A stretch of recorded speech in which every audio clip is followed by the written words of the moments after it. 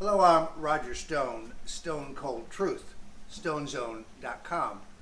Because of the popularity of a recent video in which I put together my quick Friday night marinara sauce for the average American, and by popular demand, tonight I'm going to show you my secret for seafood linguini, a clam-based dish.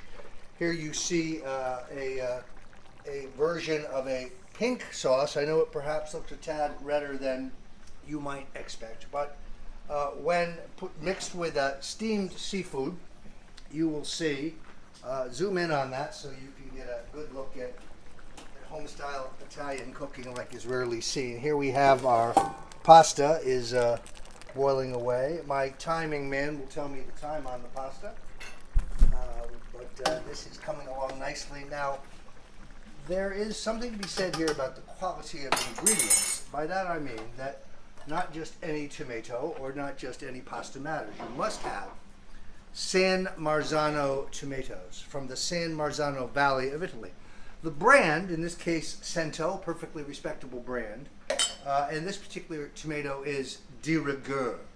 No one would make a sauce without this, no proper Italian. In any event, also absolutely crucial is the quality of the pasta. Now, I myself a giant fan of the De Sico brand because this will be a relatively light sauce with scallops, shrimp, clams, and tomatoes, but in a lightly based sauce. Good amount of quality olive oil in there and a lot of garlic. You choose a kind of some of a lighter pasta. This thin spaghetti is ideal. Now, we will go to the next phase.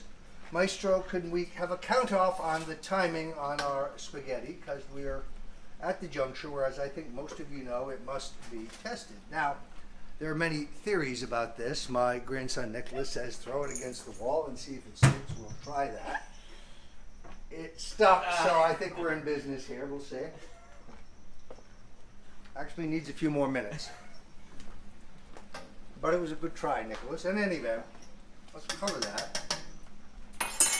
We have, as you can see, pre-steamed some very fine seafood, which we will add here at the last minute. Let it steep in some of these juices.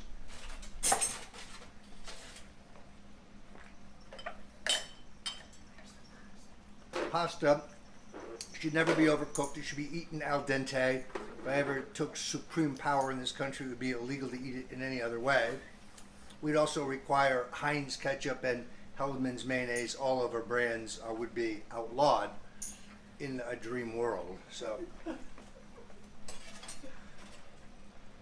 we can start to meld this and get some of these juices in here. You can add this stuff in, but you see where this is going, obviously. We'll turn that up just a tad. And we need to recover this.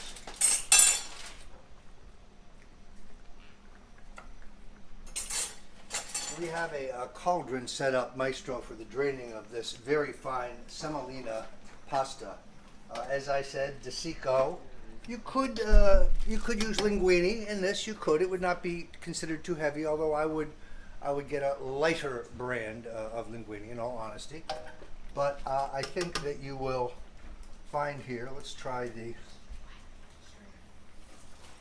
we'll try the Nicholas Stevens test here yet again.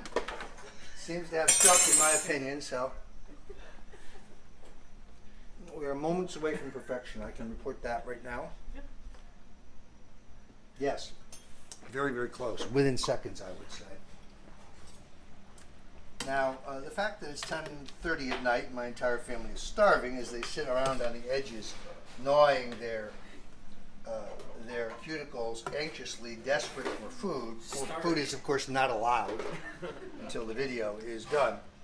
Now would be an excellent time to tell you that you should go to StoneColdTruth.com, not only for real old-style Italian recipes like this, but the latest about the thieving, lying Democrats who are continuing to claim collusion between the Trump campaign and others, including myself, with not a shred of evidence in what is called the new McCarthyism. It is an ugly smear campaign of hate by these driven Democrats. They are fear-mongering. They are engaging in demagoguery.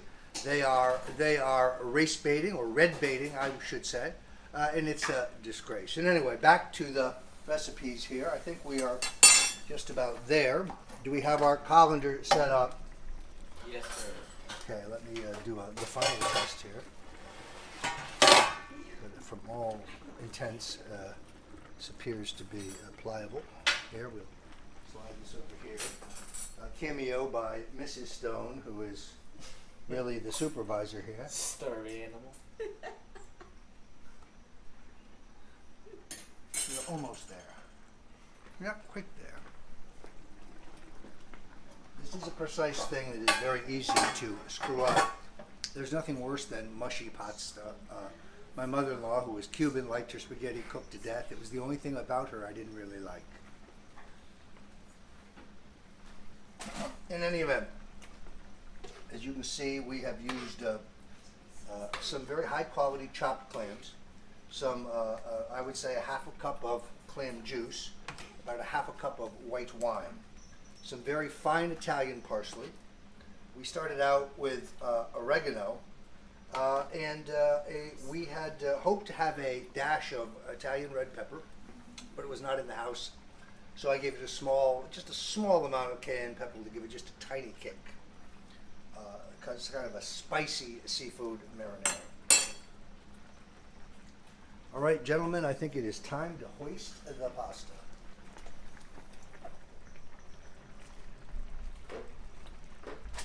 There are those who advocate using a bit of olive oil in the preparation of the pasta, with the argument that it stops the pasta from sticking together. I'm not opposed, but in this case we did not use that. There are others who wish to splash the pasta with a little cold water immediately. A small amount is fine, but not so much that you want to change the recipe.